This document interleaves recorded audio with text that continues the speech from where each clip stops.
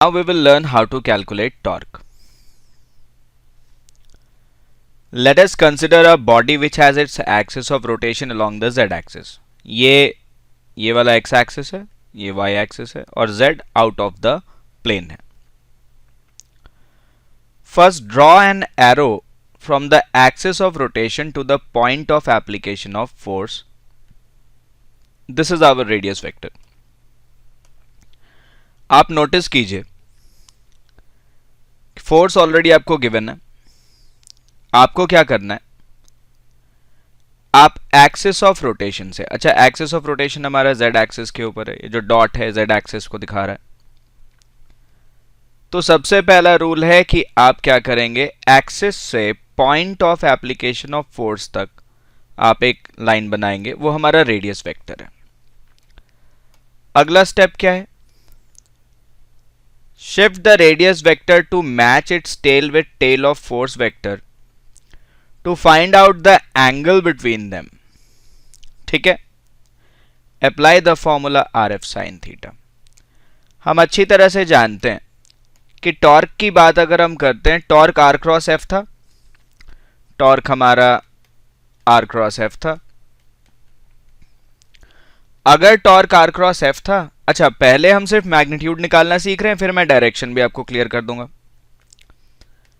तो R F sine theta N cap था. Step 1 था, हमने आर वाली लाइन को बनाया.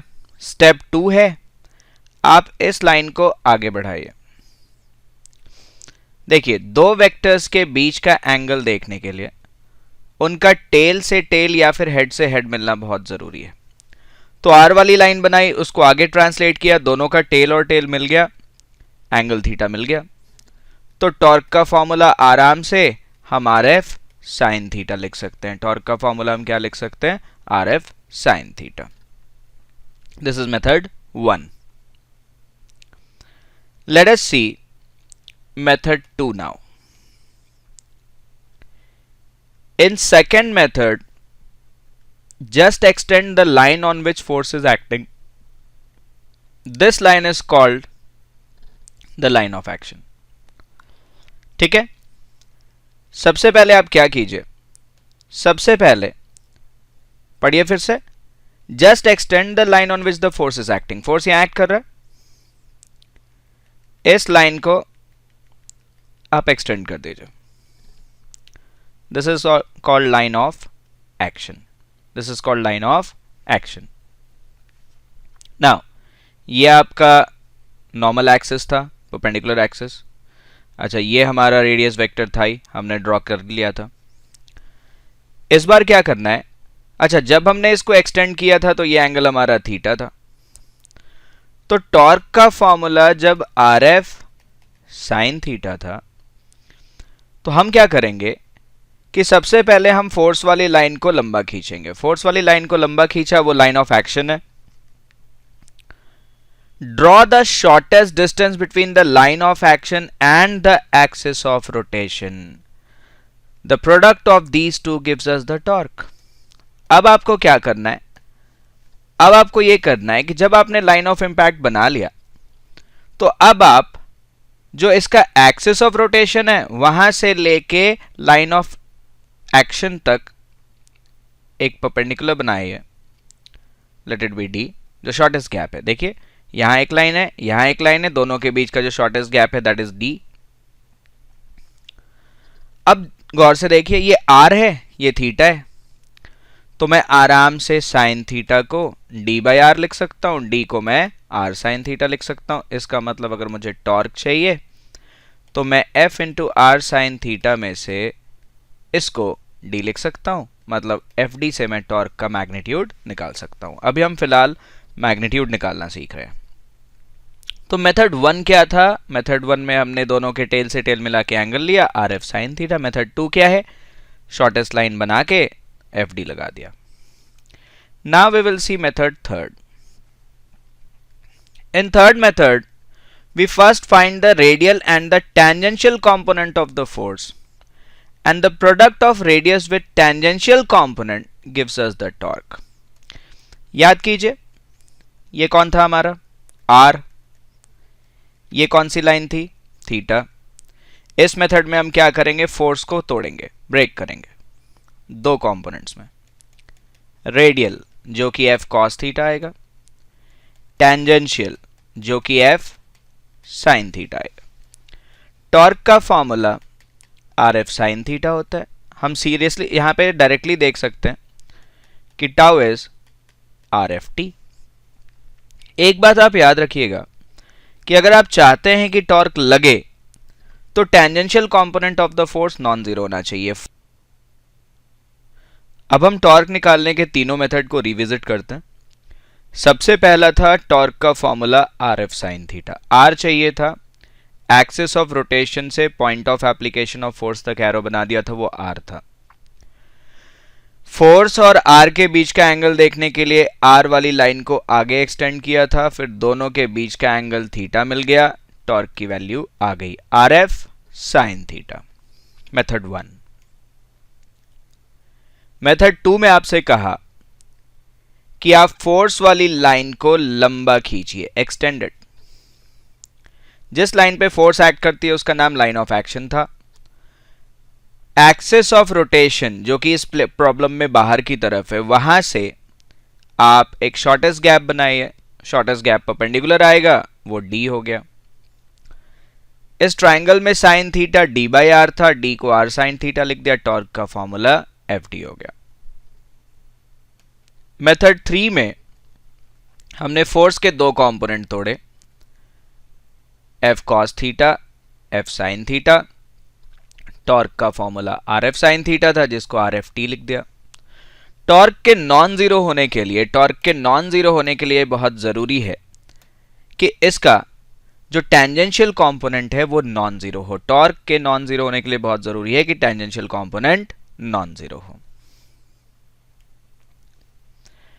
Direction of torque and rotation of body. अब बच्चे, the direction of torque is found by the same method which we use to find the direction of cross product. Put the blade of your hand on R and curl your fingers in such a way that you approach the force. The direction in which your thumb stretches gives us the direction of torque. Outward torque will produce anti-clockwise rotation and inward torque produces clockwise rotation. Basically क्या है, आपको क्या करना है, आप क्या कीजिए कि जैसे R इधर है, F इधर है, तो आप R के ऊपर हाथ रख के F की तरफ जाइए, आप R के ऊपर हाथ रख के F की तरफ जाइए, अपने फिंगर्स को कर्ल कीजिए। थंब की एक्सटेंशन आपको डायरेक्शन ऑफ टॉर्क बता देगी, ठीक है। जैसे कि हम एग्जाम्पल देखते हैं। मान लीजिए हमारे पास यहां पे एक बॉडी है और इस बॉडी पे फोर्स इधर लग रहा है, ठीक है। मैं इसका आर बनाता हूं, यहां इसको एक्सटेंड करते हैं। आगे देखिए, टेल से टेल मिलाना मत भूलिएगा। जब आप टेल से टेल मिलाएंगे तो अब ध्यान से देखिए, आर यहां था, फोर्स यहां था। अब आर को मैंने आगे बढ़ा दिया, फोर्स को मैं यहां ले आया।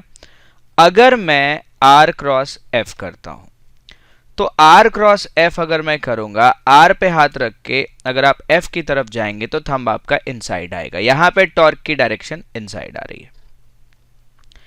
इनसाइड टॉर्क बॉडी को क्लॉकवाइज घुमाती है। इनसाइड टॉर्क बॉडी को कैसे घुमाती है? क्लॉकवाइज। इनफैक्ट मैं आपको एक इससे बहुत इजियर अप्रोच सिखा देता हूं। टॉर्क का फॉर्मूला आर क्रॉस एफ है। आप बस ये आर से एफ की तरफ जाइए। जैसे अगर मैं यहां से आर से एफ की तरफ जा रहा हूं तो आप नोटिस कीजिए मैं कैसे जा रहा हूं, क्लॉकवाइज जा रहे हैं या एंटी क्लॉकवाइज जा रहे हैं? हम क्लॉकवाइज जा रहे हैं। तो आर से एफ की तरफ अगर हम क्लॉकवाइज जा रहे हैं तो body will also rotate clockwise. अगर हम आर से एफ क्लॉकवाइज जा रहे हैं तो बॉडी क्लॉकवाइज घूमेगी। अगर क्लॉकवाइज घूम रही है तो टॉर्क की डायरेक्शन इनसाइड है। हम ऐसे भी देख सकते हैं। हम ये देख लेंगे कि बॉडी कैसे रोटेट कर रही है, वहां से हम टॉर्क की डायरेक्शन आराम से निकाल सकते हैं। अब दूसरा एग्जाम्पल लेते हैं। दूसरे एग्जाम्पल में अब उसी फोर्स को मैं यहां से लगा रहा हूं। ये इसका रेडियस वेक्टर हो गया। एक्सटेंड करते हैं, रेडियस वेक्टर आगे, फोर्स वेक्टर इधर। ये मत भूलिएगा कि आप डायरेक्शन निकालने से पहले दोनों का टेल से टेल जरूर मैच कीजिए। अगर आप टेल से टेल मैच नहीं कर रहे तो डायरेक्शन आपका गलत आएगा। अब इस बार आप आर पे हाथ रख के एफ की तरफ जाइए। आप आर के ऊपर हाथ रख के एफ की तरफ जाएंगे, थंब आपका आउटसाइड द पेपर आ रहा है। आउटसाइड मतलब डॉट। इनफैक्ट मेरा तरीका लगाते हैं, हम आर से एफ जा रहे हैं, कैसे जा रहे हैं इस बार हम एंटी क्लॉकवाइज जा रहे हैं। अगर हम एंटी क्लॉकवाइज जा रहे हैं तो देखिए बॉडी भी एंटी क्लॉकवाइज घूम रही है। तो कभी भी अगर बॉडी एंटी क्लॉकवाइज घूम रही है मतलब it is experiencing an outward torque, और कभी भी बॉडी अगर क्लॉकवाइज घूम रही है तो body is experiencing an inward torque. अब हम तीनों फॉर्मूलाज को एक एक करके अप्लाई करके देखते हैं। मान लीजिए ये 2 मीटर गिवन है और फोर्स 10 न्यूटन गिवन है and this angle is 30। Torque निकालने का पहला फॉर्मूला था are F sine theta. Rule था पहले आर ड्रॉ कीजिए, कर दिया। आगे बढ़ाइए, टेल से टेल मैच कीजिए, ये आ गया। दोनों के बीच का एंगल 30 है तो टॉर्क हो गया 2 इंटू 10 इंटू साइन 30। टॉर्क आ गया 2 into 10 into half, 10 newton metre. What about direction? मेरे वाला तरीका लगाते हैं। आर से एफ जाने के लिए मैं कैसे जा रहा हूं, ध्यान से देखिए, एंटी क्लॉकवाइज। एंटी क्लॉकवाइज के लिए टॉर्क आउटवर्ड्स, तो एंटी क्लॉकवाइज जा रहे थे तो टॉर्क की डायरेक्शन क्या आ गई, आउटवर्ड्स आ गई। मेथड 2, ये 2 मीटर फिर से 2 मीटर है, फोर्स फिर से 10 न्यूटन है, ये एंगल 30 है। इस बार रूल था फोर्स वाली लाइन को एक्सटेंड करना था, लाइन ऑफ इंपैक्ट, और यहां से शॉर्टेस्ट गैप बनाना था डी। ये 2 है, ये 30 है, 2 cos 30 2 sin 30, डी सीधे सीधे 2 sin 30, sin 30 हाफ, तो डी की वैल्यू 1 मीटर आ गई। टॉर्क के लिए डीएफ करना था 1 मीटर into 10 newton, again 10 newton metre. रही बात डायरेक्शन की, फिर से देखिए डी वाली लाइन को आपको आगे बढ़ाना पड़ेगा, और इस बार जब आप डी से एफ की तरफ जाएंगे, अगर आप डी वाली लाइन को आगे बढ़ाएंगे, फोर्स के साथ टेल मिलाएंगे, फिर से आप एंटी क्लॉकवाइज जा रहे हैं। एंटी क्लॉकवाइज मतलब आउटवर्ड टॉर्क, तो टॉर्क की डायरेक्शन तो चाहे किसी भी मेथड से आप निकालिए, इसमें सेम ही आनी चाहिए। थर्ड लगा के देखते हैं। अगर थर्ड आप देखेंगे, फिर से ये 2 मीटर है, 10 न्यूटन है, 30 डिग्री है। रूल क्या था, फोर्स को तोड़ दीजिए, एफ आर आ गया एफ कॉस 30, एफ टी आ गया एफ साइन 30। अगर मैं एफ साइन 30 की वैल्यू रखता हूं तो टॉर्क का आर एफ टी फॉर्मूला लगा रहे हैं, टॉर्क आ गया 2 मीटर, क्योंकि देखिए रेडियस वेक्टर तो 2 मीटर है ही ना, तो 2 मीटर इंटू एफ साइन 30, तो 10 साइन 30, साइन 30 की वैल्यू 5 आ गई, टाउ अगेन 10 न्यूटन मीटर आ गया। रही बात डायरेक्शन की, चेक कर लेते हैं। ये रहा आर, ये रहा एफ टी। आर से हम एफ टी की तरफ जा रहे हैं, अगेन एंटी क्लॉकवाइज तो डायरेक्शन आउटसाइड। याद रखिएगा, आर से एफ की तरफ जाइए, if you are going clockwise torque is inside, if you are going anti clockwise torque is outside. Hand rule और स्क्रू रूल तो है ही, पर इन मेथड से आप थोड़ा सा फास्टर और एक्यूरेटली निकाल सकते हैं।